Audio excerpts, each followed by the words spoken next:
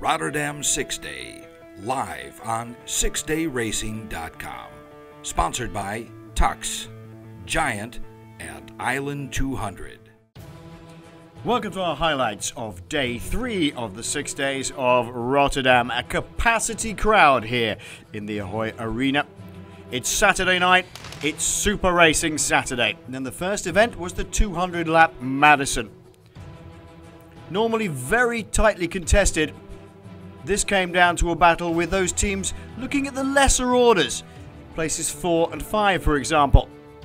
And in the end the victory went to Barry Marcus and Leif Lampeter of the Pieneman squad here in the gold jerseys. Barry Marcus taking the final sprint. They really did need the points to cement a place up near the top 4. A fine opening victory for this team. And so to the team elimination. Remember, every 4 laps a team is deemed to be out of the race if they cross the finish line in last position. It's always extremely hectic. In the end it came down to the same 2 teams who contested yesterday. It was Terpstra Kaiser, De Ketelaere and De Burst. This time Ilio Kaiser was up against his old rival Jasper De Burst, but he looked far more focused today than he did yesterday. He wasn't allowed to be bullied by the young man who tried his best to take the victory, but Ilio Kaiser was the man on form today. Yesterday in the team time trial, it became obvious that the track record was under threat, and Graham Brown and Theo Bos attacked it with a fury today. Bos already holds the record. He wanted to break it, and putting on a huge gear, he made a valiant effort to try and take that record down even further. 21.297 was the record, but Bos was just a little bit too slow. 21.430 this time around. But the other pairing who were really good yesterday were Franco Marvulli and Tristan Marget. Marget is an explosive sprinter. Marvulli, a wonderful lead-out man. The question is, did he have enough in the legs to sustain it for a lap and a half? It's easy to tie up and slow down in the last 20 metres. The record was there for the taking, and Tristan Marget made absolutely no mistakes. 21.258, a new lap record.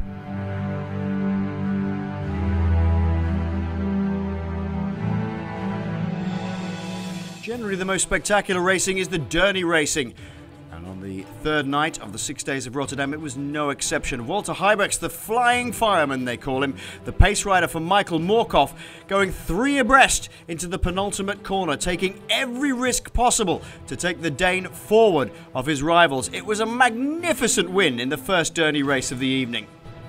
How could the second Derny race possibly be any better? But if anything, it was. You can see here from Dernycam just how close the racing was. Ilio Kaiser at the bottom here with Michel Varten trying to take another win, but Wim Struttinger with his Derny pace rider Moy had a different idea. An amazingly fast last lap. Both the leading men, Varten and Moy, taking their riders further and faster than the previous race. In the end it was Wim Struttinger and his Derny pace rider Moy who took the victory, and they needed it. The Super Sprint is the elimination race that comes before the final Madison of the evening. It's often used tactically because the big riders at the top of the leaderboard want to make sure that they can stay fresh for the final Madison. And just like yesterday, Vivian Brice, the World Madison champion, took full advantage with his partner Mark Hester to take the win. That gave him 20 points and the glory, of course, of the race itself. One look at the programme would confirm why the big teams wanted to take it a bit easy. The Big Chase Madison at the end of the night was 250 laps long, 50 laps longer than normal. Early on, Kaiser and Terpstra and De Ketelaere and De Burst took an early lap, shadowing each other all the way. Then it was the turn of the Danes, Moorkopf and Rasmussen, to take a lap back as well. They needed to stay in contention. As did Wim Struttinger and Jens Morris. They worked very hard to get a lap back.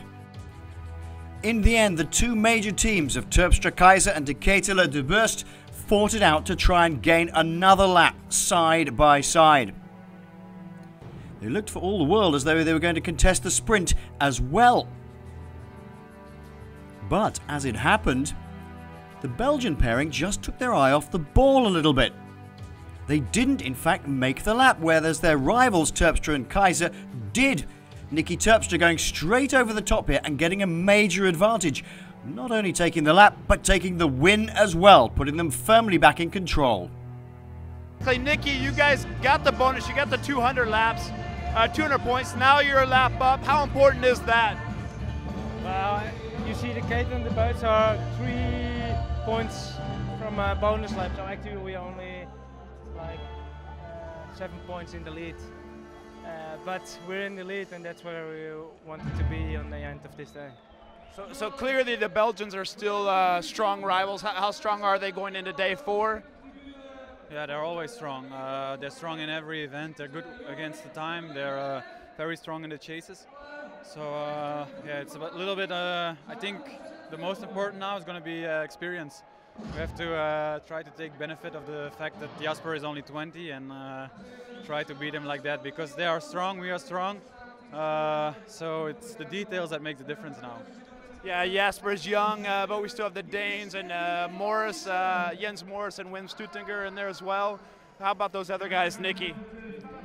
Well, we still have to watch them. Those are the 4 best teams, and you know, if Belgiums and we are looking to each other, they can make profit of it. So we have to stay focused. Nicky Terpstra and Ilio Kaiser are right to be worried. They may have 204 points and lead on the lap standings, but Kenny de Ketelaere and Jasper de Wurst are on 197. They're at 1 lap, but they will soon qualify for the bonus. That'll take them within 7 points. Jens Morris and Wim Strotinger are now third, 111 points, 1 lap down.